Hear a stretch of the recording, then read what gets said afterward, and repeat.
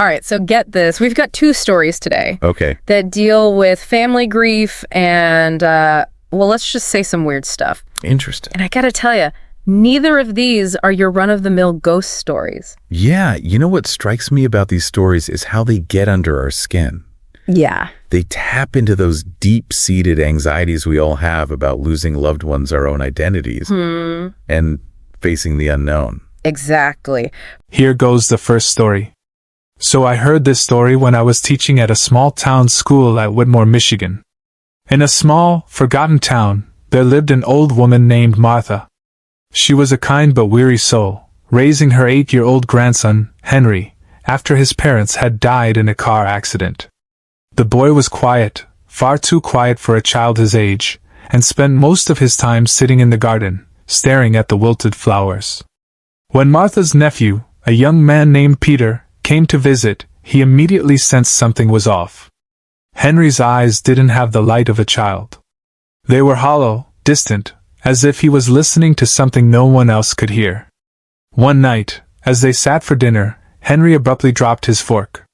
"Grandpa says he doesn't like the soup," he mumbled. Martha froze.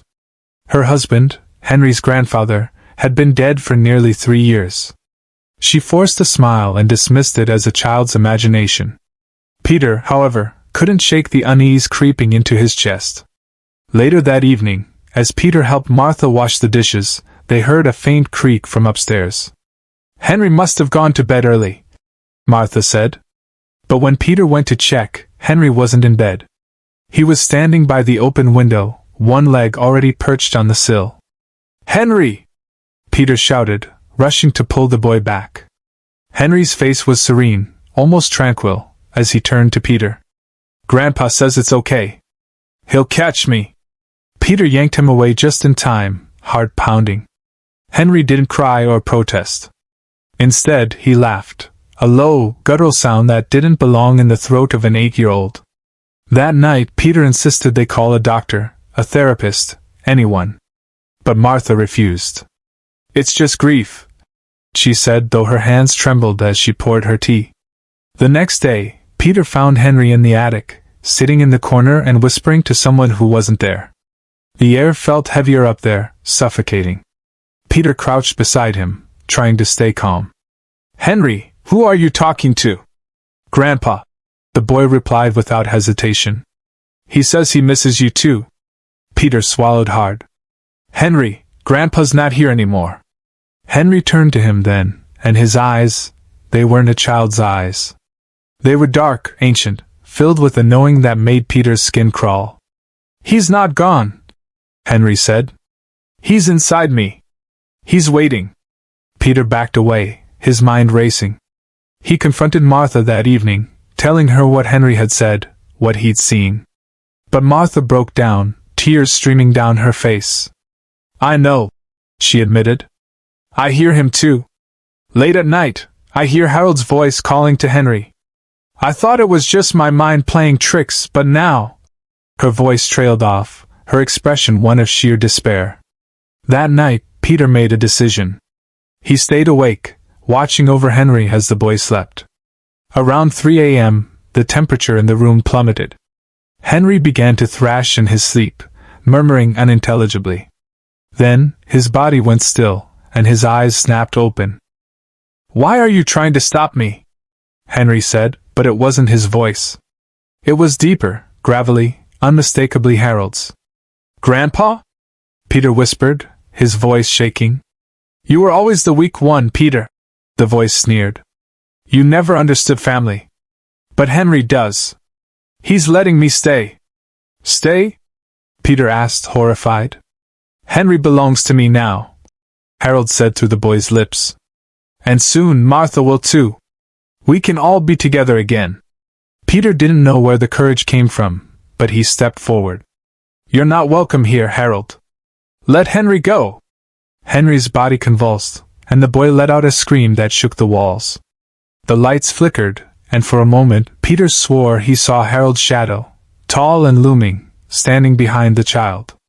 Then, as suddenly as it began, it stopped. Henry collapsed, his breathing shallow but steady. Martha appeared in the doorway, clutching a worn Bible. With trembling hands, she began to pray, her voice cracking but determined. The air in the room seemed to ripple, and the shadow behind Henry dissipated. That night, determined to protect Henry, Peter stayed awake in the boy's room. Around midnight, the air turned icy, and Henry's small body began to tremble in his sleep. His eyes snapped open, and Peter recoiled. They weren't Henry's eyes anymore, they were Harold's. "You should have stayed away," Henry said, but it wasn't his voice. It was deeper, older, brimming with malice. "Grandpa?" Peter whispered. "Why do you think I'm here?" Harold's voice sneered. "I wasn't ready to go.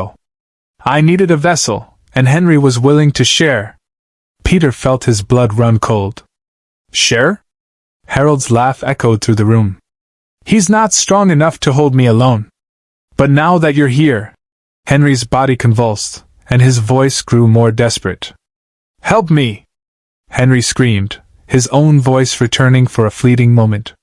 The lights flickered, and Peter's body was thrown backward by an unseen force. As he struggled to his feet, he saw it, a shadow stretching from Henry, growing taller, broader.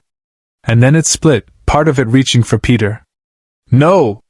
Peter shouted, but it was too late.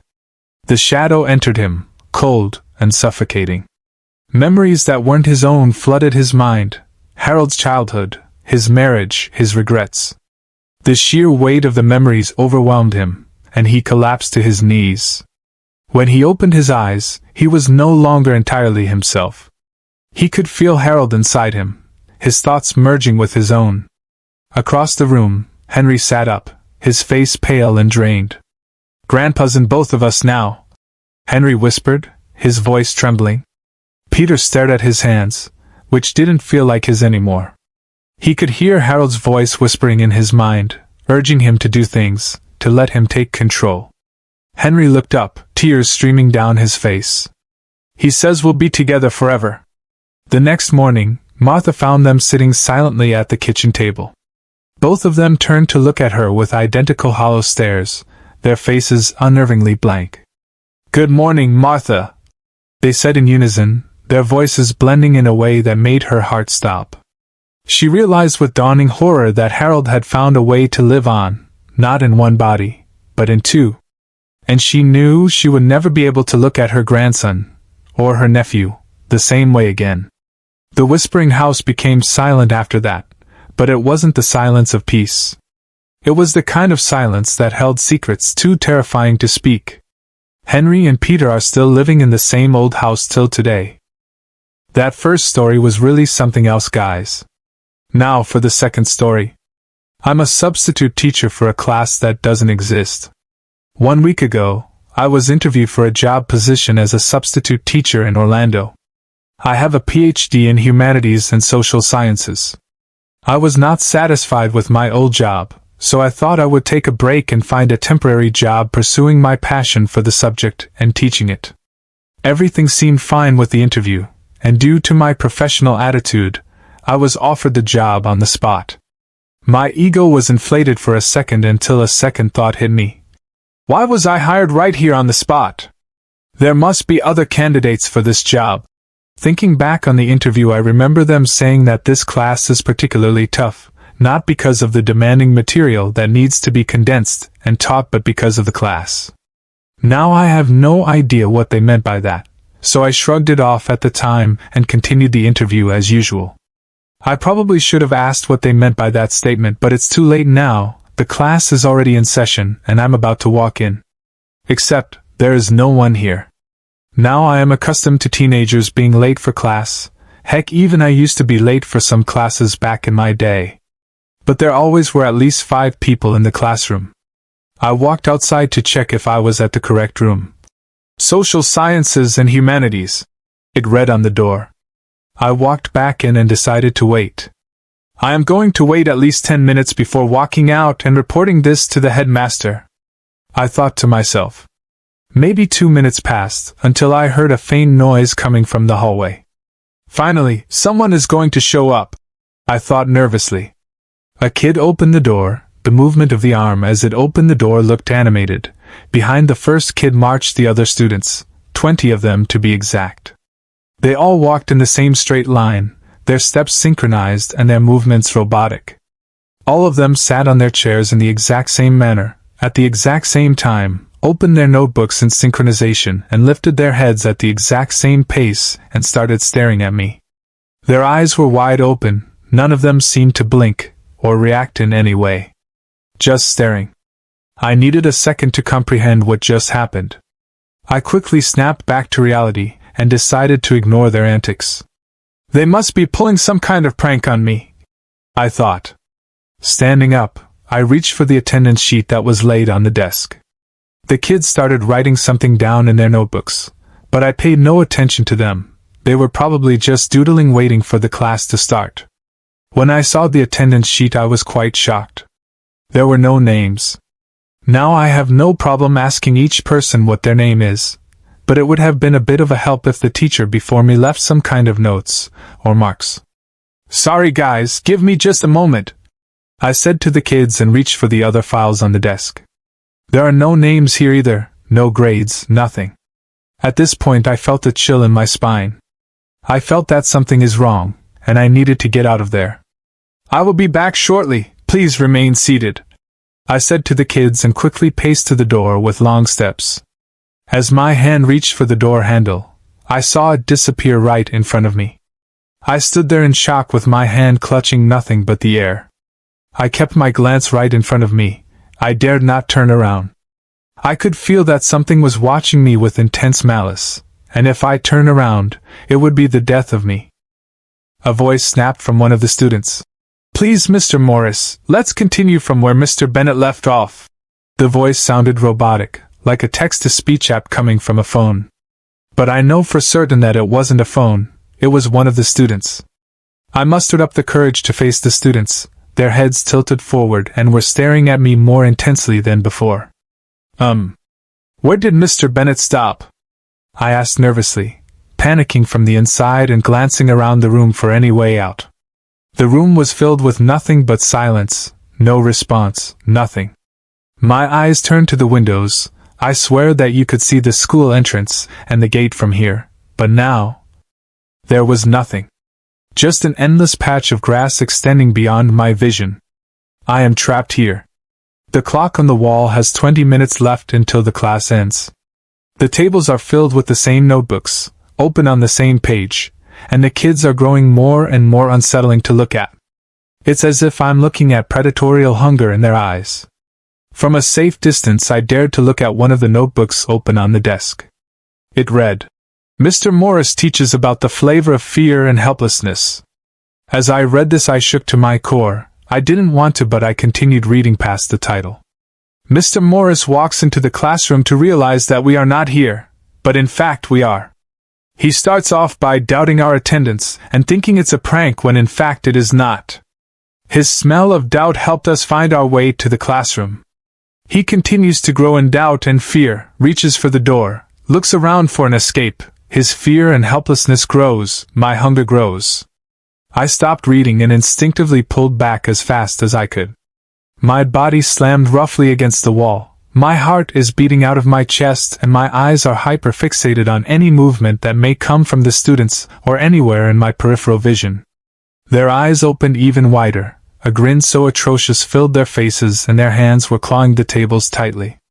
They all began to drool and stood up in the same manner, and at the same time, all in perfect synchronization.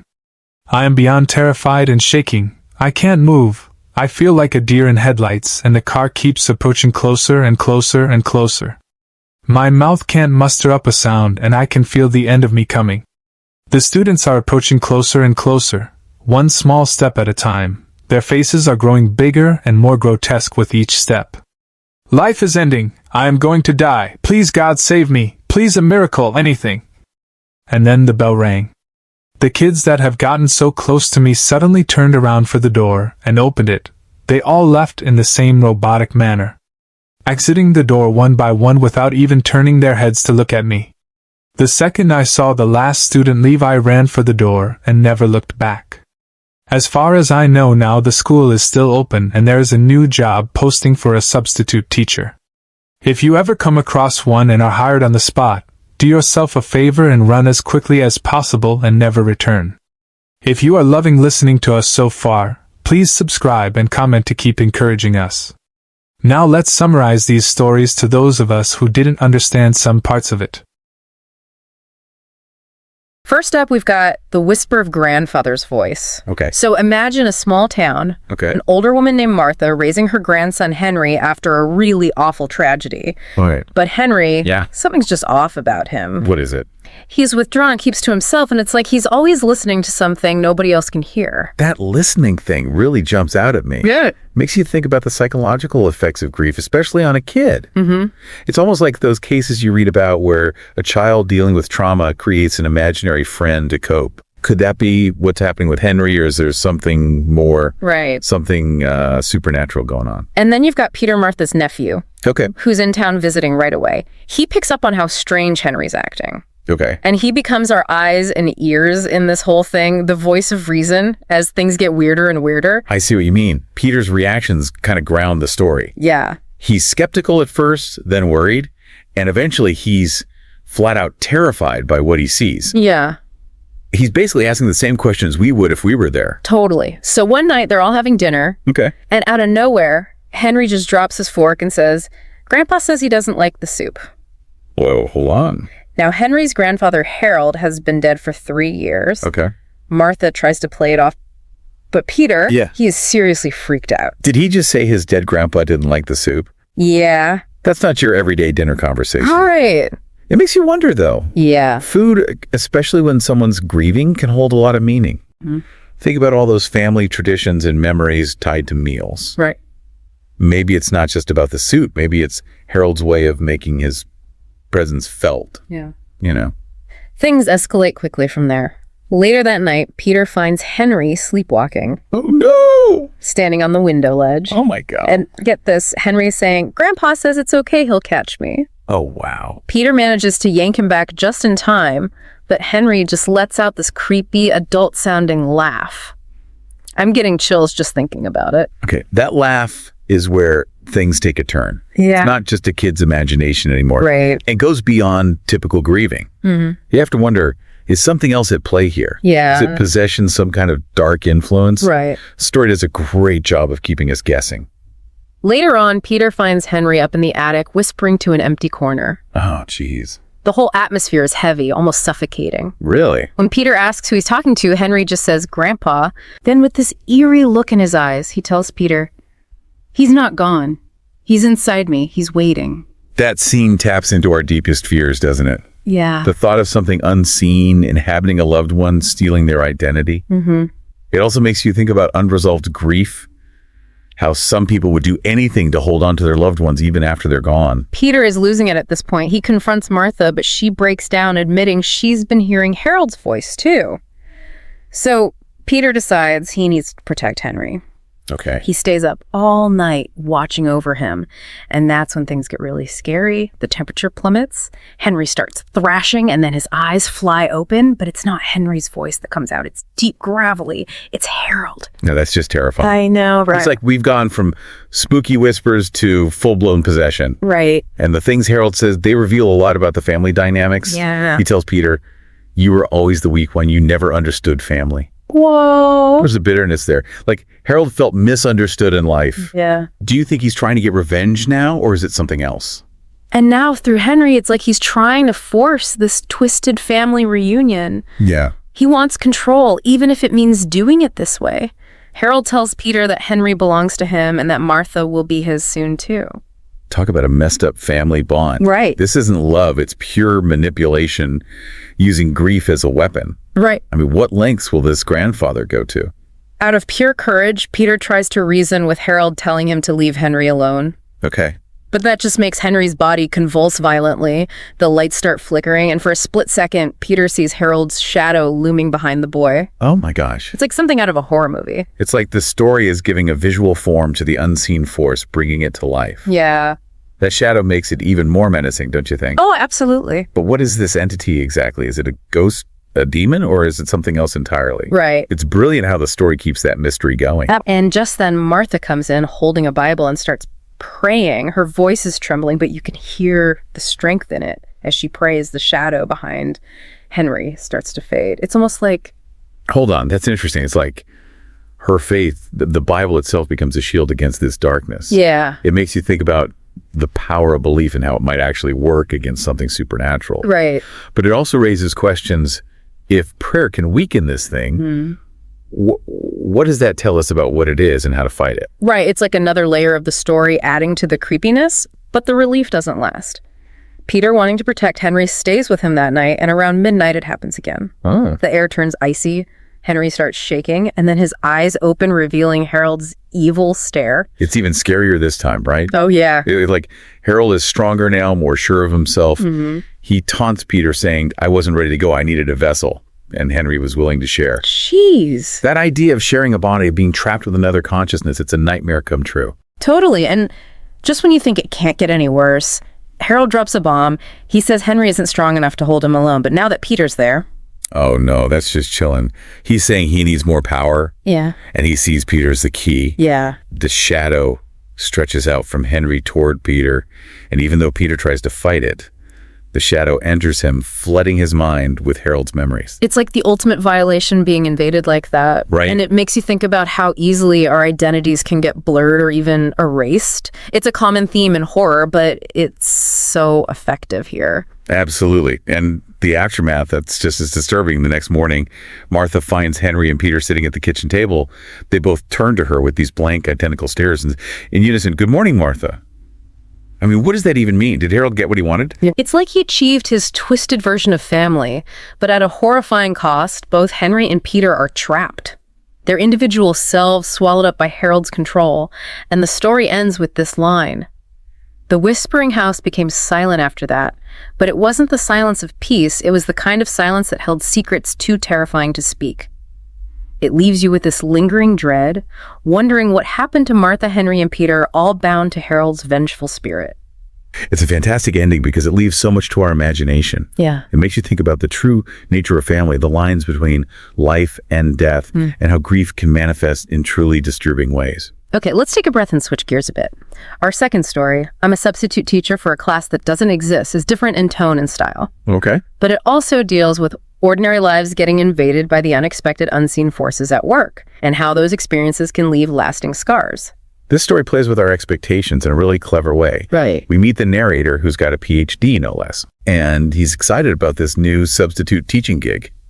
He seems a little naive, honestly, and completely unprepared for what he's about to walk into. He walks into the classroom expecting the usual teenage chaos, but instead, there's nothing. It's totally empty. Really? And then a few minutes later, the students arrive, but their arrival is anything but normal. They walk in single file, their movements are robotic and perfectly in sync, and every single one of them stares at him with these wide, unblinking eyes. Ugh, the way their movements are described. I know. It's like watching a group of wind-up toys, totally devoid of individuality or emotion. Right. You instantly know something is wrong, something very wrong. The narrator tries to tell himself it's a prank, but as the story unfolds, that hope disappears fast. The attendance sheet has no names on it. There are no teacher records, and the doorknob just vanishes right in front of him. Those details really ratchet up the tension. The narrator is losing his grip on reality. Those missing names represent a loss of identity, a breakdown of order, and that vanishing doorknob. It's a clear symbol of being trapped, of having no way out of this nightmare. He's trapped literally and figuratively, and then one of the students speaks in this flat, robotic voice and tells him to pick up where the last teacher left off, except there's no record of any previous teacher. And the windows, which should show the outside world, just show an endless field of grass. It's like being in some kind of twisted experiment. The isolation is so intense, he's cut off from anything familiar, trapped in this bizarre classroom. It's like one of those nightmares where the rules don't make sense and you can't escape no matter how hard you try. And then he notices that all the students have their notebooks open to the same page and they're all writing the exact same thing. He finally gets the nerve to look, and what he reads is just bone-chilling.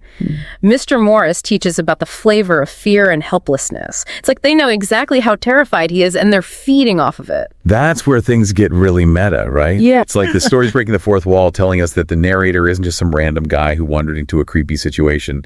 He's become a character in their story, and his fear is the lesson they're all learning. It's like a twisted play within a play, and he's stuck in the lead role. As the clock ticks down, the students' faces start to change. becoming more and more grotesque. They're grinning, drooling, their eyes are filled with this hungry, predatory look, and they start slowly closing in on him, and he's frozen, can't move, can't even scream. He's completely at their mercy. It's the kind of scene that would give you nightmares for weeks. The way the story uses sensory details is so effective. You can practically feel the claustrophobia of that classroom, the coldness in the air, the weight of those stairs, and the growing sense of dread as they close in. It's like a masterclass in building suspense. And just when you think it's all over for him, the bell rings, and just like the students instantly turn and file out of the classroom, moving with that same robotic precision as before, leaving the narrator shaking in their wake. That sudden shift from pure horror to this mundane normalcy is jarring. You're left with so many questions. What was the point of that whole experience? Were those students even human? And why is the school still open, looking for more substitute teachers to put through that torture? The story ends with this warning: if you ever see a job posting for a substitute teacher at that school run, it's a chilling reminder that even the most ordinary places can hide the most extraordinary and terrifying secrets.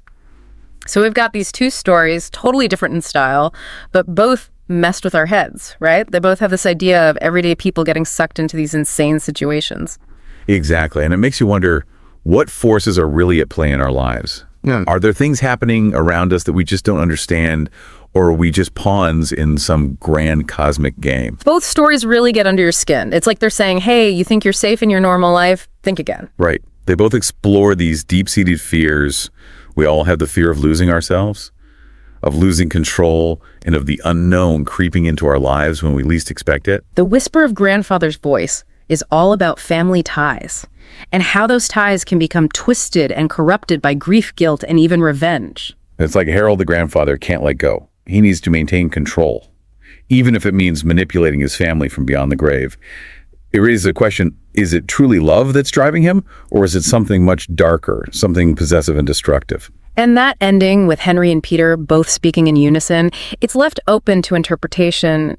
Did Harold manage to achieve some twisted version of family unity, or is it something more sinister, like he's absorbed them completely? Exactly. And then you've got, I'm a substitute teacher for a class that doesn't exist, which taps into a different kind of fear. It's more about the breakdown of reality, the feeling of being trapped in a nightmare you can't wake up from. The imagery in that story is so unsettling. The empty classroom, the robotic students, the vanishing doorknob, that endless field of grass outside the windows. It's like being in some kind of surreal prison. It plays on our expectations in such a clever way. You think you're going into a familiar setting, a school, but the rules are all wrong.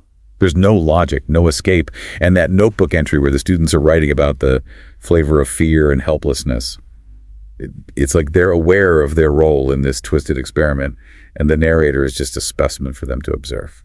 It makes you question everything. What if our perception of reality is just an illusion and there are forces manipulating us, pulling the strings? It's a pretty disturbing thought. It is, and that warning at the end, to avoid that school at all costs, it lingers in your mind. It's like a reminder that there are things out there, hidden in plain sight, that are best left undisturbed. So as we wrap up our deep dive into these two unsettling tales, what are we left with? What are the big takeaways for you? I think both stories highlight the power of the unknown. The forces that we can't see or fully comprehend. They challenge our assumptions about reality, family, and even our own identities. Yeah. They remind us that we're vulnerable. And sometimes the most ordinary situations can take a dark and unexpected turn. And they both leave us with so many questions. Is there a thin veil between the living and the dead? And what happens when that veil is pierced? How can grief be so powerful that it warps reality itself? And are we truly in control of our own lives, or are we just players in someone else's game? These are the kinds of questions that stay with you long after the stories are over. It's like these stories are a reminder to keep asking questions, to keep exploring, and to never take anything for granted. Maybe the scariest part is that there might not be any easy answers. You hit the nail on the head. These stories aren't just about ghosts or creepy classrooms. They're about the mysteries of life, death, and the things we can't explain. They force us to confront our own fears and uncertainties. And they stick with you. You know, they make you think about things in a new way. Like, what if there's more to reality than we realize? What if our lives are intertwined with unseen forces in ways we don't even understand? Exactly. And maybe that's the point, right? These stories aren't meant to give us all the answers, but to make us question, to make us look closer at the world around us and wonder, what if? So what do you think, listener, have These stories made you think about the boundaries between the living and the departed in a new way. How does grief manifest in your own life or in the lives of people you know? And do you ever get the feeling that there might be a hidden order to the seemingly random events in our lives? We'd love to hear your thoughts, share your own interpretations, your own experiences, and keep the conversation going. Because sometimes the most unsettling stories are the ones that leave us with more questions than answers. Thanks for joining us on this deep dive into the unsettling depths of family grief and the unexplainable. Until next time, keep questioning, keep exploring, and maybe sleep with the lights on tonight, just in case. It's like these stories are a reminder to keep asking questions, to keep exploring, and to never take anything for granted. Right. Maybe the scariest part is that there might not be any easy answers. You hit the nail on the head. These stories aren't just about ghosts or creepy classrooms. Right. They're about the mysteries of life, death, and the things we can't explain. They force us to confront our own fears and uncertainties. And they stick with you, they make you think about things in a new way. Like, what if there's more to reality than we realize? Right. What if our lives are intertwined with unseen forces in ways we don't even understand? Exactly. And maybe that's the point, right? Yeah.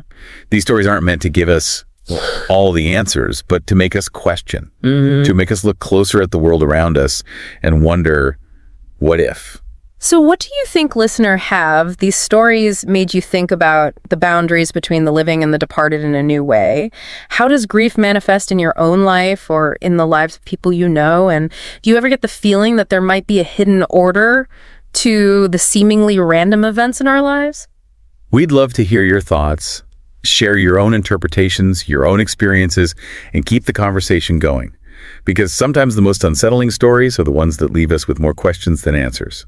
Thanks for joining us on this deep dive into the unsettling depths of family grief and the unexplainable. Until next time, keep questioning, keep exploring, and maybe sleep with the lights on tonight, just in case.